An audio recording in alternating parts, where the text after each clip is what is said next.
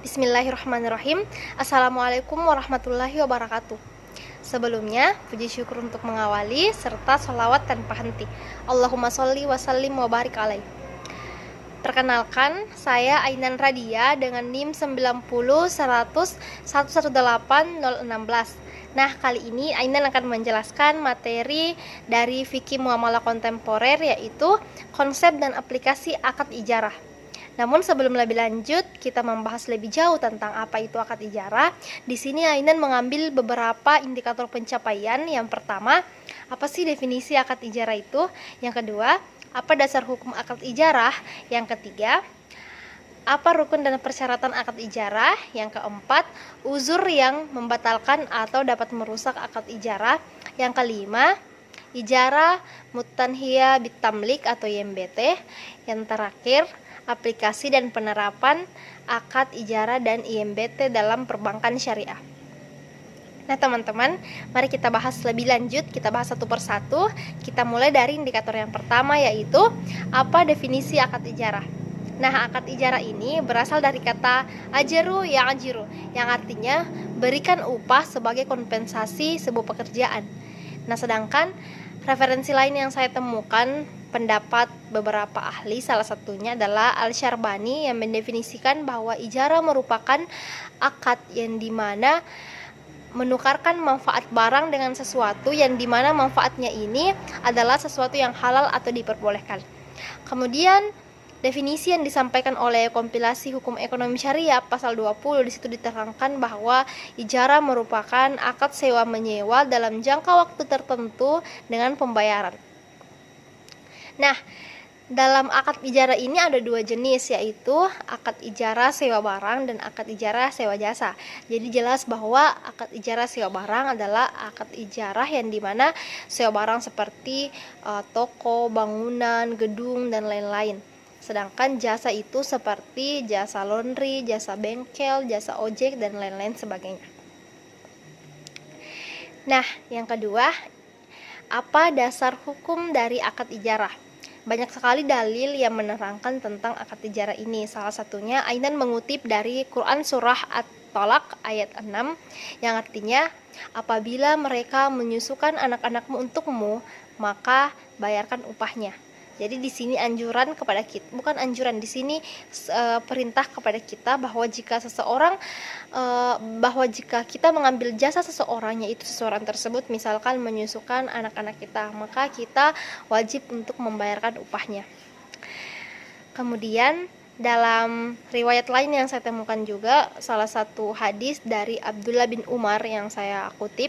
Abdullah bin Umar meriwayatkan Rasulullah SAW bersabda bahwa berikanlah upah kepada orang yang bekerja sebelum keringatnya mengering. Jadi di sini anjuran dari Rasulullah bahwa ketika kita memanfaatkan atau mengambil jasa seseorang untuk pekerjaan kita pribadi, maka kita harus membayarkan upahnya sebelum keringatnya mengering. Indikator yang ketiga, yaitu apa rukun dan persyaratan dari akad ijarah. Nah, rukun dan persyaratan akad ijarah itu ada 4. Yang pertama, orang yang menyewakan. Yang kedua, orang yang menyewa. Yang ketiga adalah objek ijarahnya, dalam hal ini barang atau jasa yang mau disewakan. Yang terakhir itu sigat. Nah, sigat ini biasa kita sebut dengan ijab qabul atau adanya kesepakatan atau akad. Persyaratan akad ijarah itu ada 4. Persyaratan dari segi terjadinya akad, persyaratan pelaksanaan, persyaratan sah, dan persyaratan yang mengikat.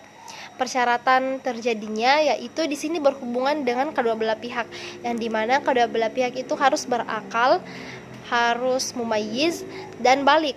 Namun dalam salah satu mazhab tidak mensyaratkan balik ini. Yang kedua yaitu syarat pelaksanaan. Syarat pelaksanaan ini berhubungan dengan barang atau jasa. Jadi barang atau jasa yang disewakan itu harus merupakan milik pribadi, jadi bukan milik orang lain, sehingga kita boleh untuk menyewakan. Yang ketiga yaitu syarat syah. Nah, syarat sah dari akad ijarah ini ada beberapa, yaitu yang pertama adanya kesukarelaan atau suka sama suka di antara kedua belah pihak. Yang kedua, objek barang yang disewakan harus jelas. Yang ketiga, tidak boleh menyewakan barang yang bukan merupakan kewajiban. Misalkan seseorang yang menyewakan jasa sholat. Nah, ini jelas salah karena sholat itu merupakan kewajiban dari setiap orang. Jadi tidak boleh disewakan.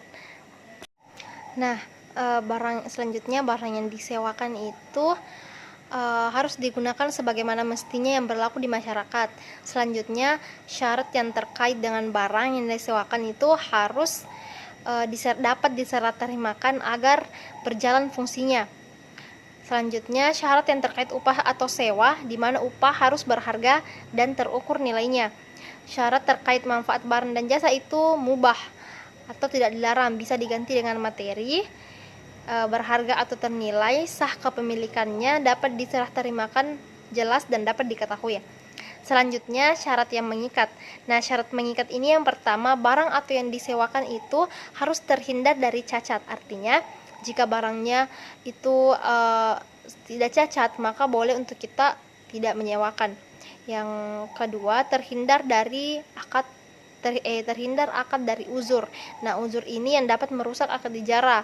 Uzur ini berkaitan dari kedua belah pihak. Selanjutnya, indikator yang keempat yaitu uzur yang dapat membatalkan akad ijarah. Nah, uzur yang dapat membatalkan akad ijarah ini ada 3. Yang pertama, uzur dari pihak penyewa.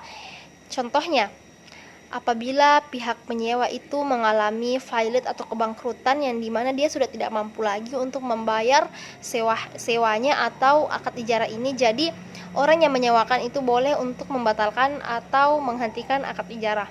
Yang kedua, uzur dari pihak yang menyewakan. Nah, uzur dari pihak yang menyewakan ini contohnya, misalkan pihak yang menyewakan itu mengalami atau terlilit hutang yang dimana dia harus menjual aset-aset yang disewakan untuk membayar hutangnya, karena itu merupakan salah satunya jalan. Yang terakhir, uzur dari barang itu sendiri. Nah, di sini maksudnya apabila barang tersebut mengalami cacat atau kerusakan atau sudah bisa adot atau tidak bisa digunakan lagi fungsinya, maka boleh untuk kita membatalkan akad ijarah ini. Contohnya misalkan kita menyewa kamar mandi yang dimana kamar mandi tersebut ternyata sudah tidak memiliki air. Atau misalkan contoh kita menyewa suatu barang tapi barang tersebut rusak atau tidak bisa lagi digunakan sebagaimana fungsinya, maka kita boleh untuk membatalkan akad ijarah tersebut.